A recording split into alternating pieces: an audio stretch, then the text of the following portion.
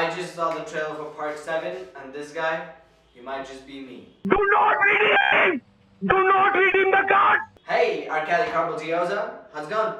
JoJo's Bizarre Adventure is my favorite anime of all time, and I think there's something unique about JoJo when it comes to anime. One, I think it might just be that the art style. It literally doesn't look like any other anime.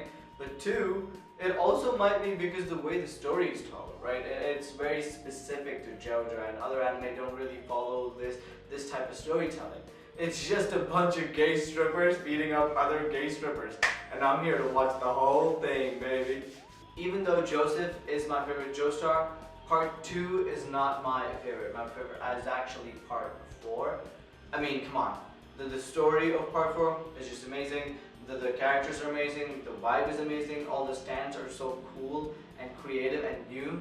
And just the overall vibe of Morio is also very different from anything we've seen in the parts before. The sky is purple for some reason, and also you can never forget Yoshikage Kira, greatest villain of all time in anime. Quote me on that. I also think this was Araki who finally found his style. He started making, experimenting with the characters, the design, the art style, and everything. Before he made everyone just super gay in part 5. I'm an anime only when it comes to JoJo's. I know. Literally every JoJo fan I know has told me to just read the manga because part 7 is amazing and it's literally peak anime and nothing even comes close to part 7. I'm sorry, peak manga and nothing even comes close to part 7, and it's generally regarded as the best, maybe the best part, and even one of the best anime mangas of all time.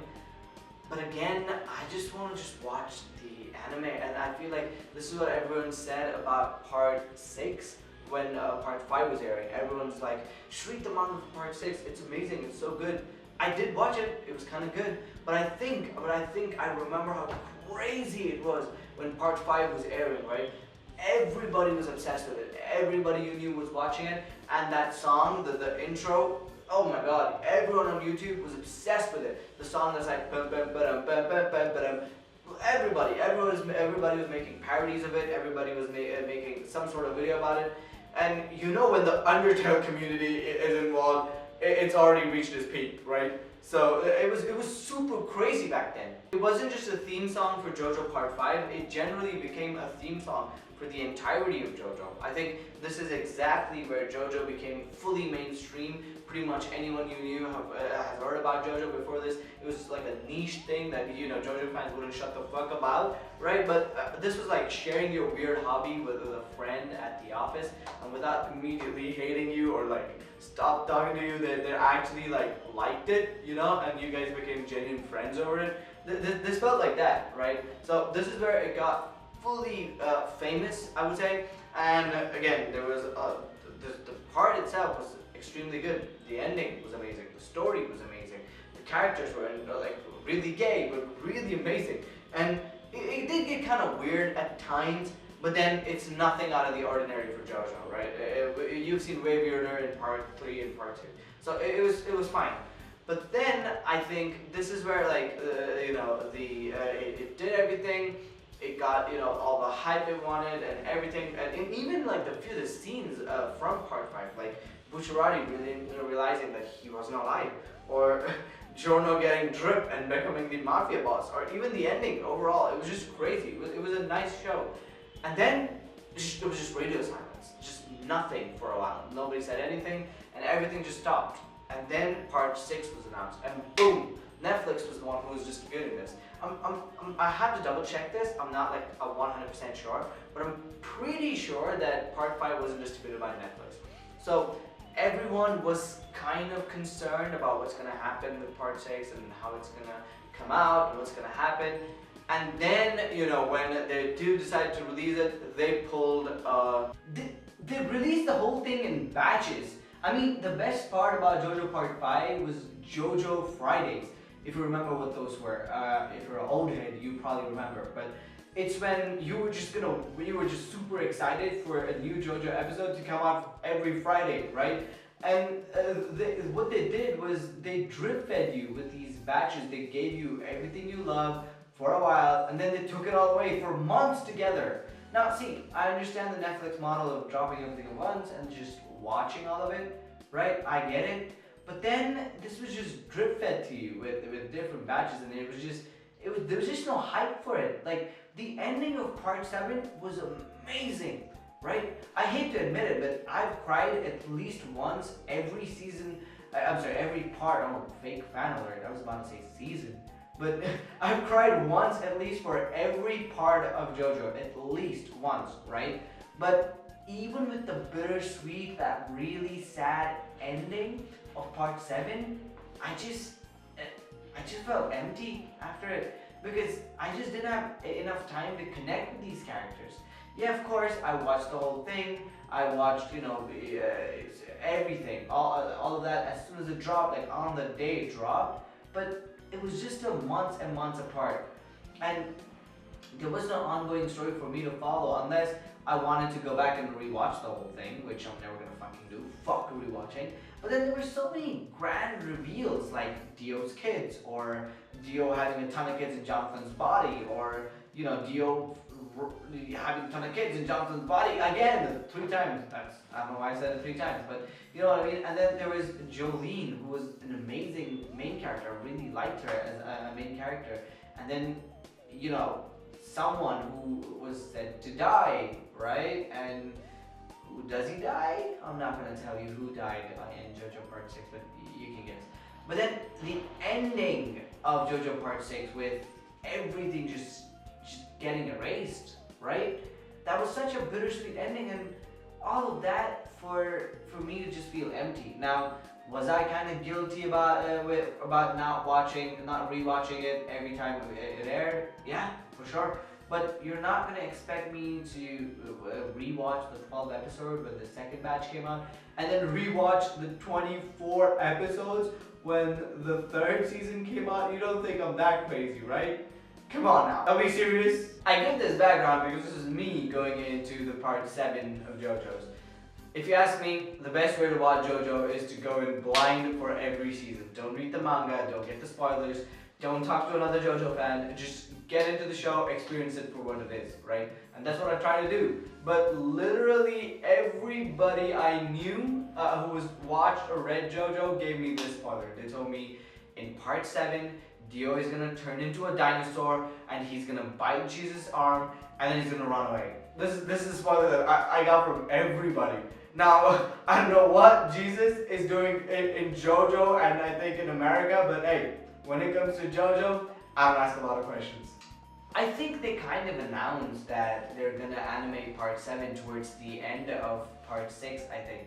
It was that shot of the ant that everybody went crazy about. They were like, oh my god, it's part 7, it's part 7, it's part 7. Right? Everybody was like going crazy about it, but I think the fear that also everyone had was that part 7 has a lot of horses, and horses are notoriously really hard to animate. I mean, Attack on Titan did it, but this was the biggest fear, that either it's gonna be a huge, janky CG mess, or it's just gonna come out in like 2035, So that's what everyone was expecting. But after the new trailer, we know that this is gonna start airing in March 2026. So in about a month, I think. And I'm genuinely really excited for the show. The first teaser looked so ass.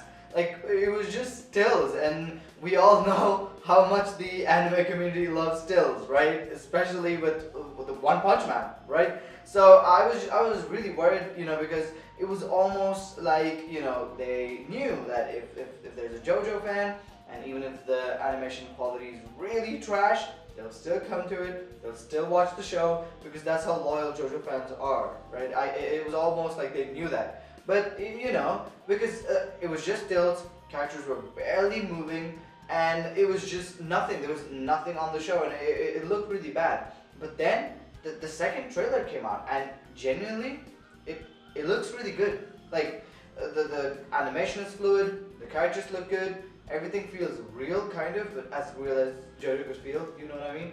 But yeah, actually, the part 7 genuinely got me excited. And I really hope a lot of people do watch part 7, because I genuinely really enjoyed part 6. I thought the funny parts were really funny, and you know, Jolene as the main lead was amazing. The ending, I don't even have to talk about the ending because it was so good. And again, when I was done watching the anime, there was nobody for me to talk to about it. I mean, none of my friends even really watch anime, and even online, barely. I think barely anybody spoke about it.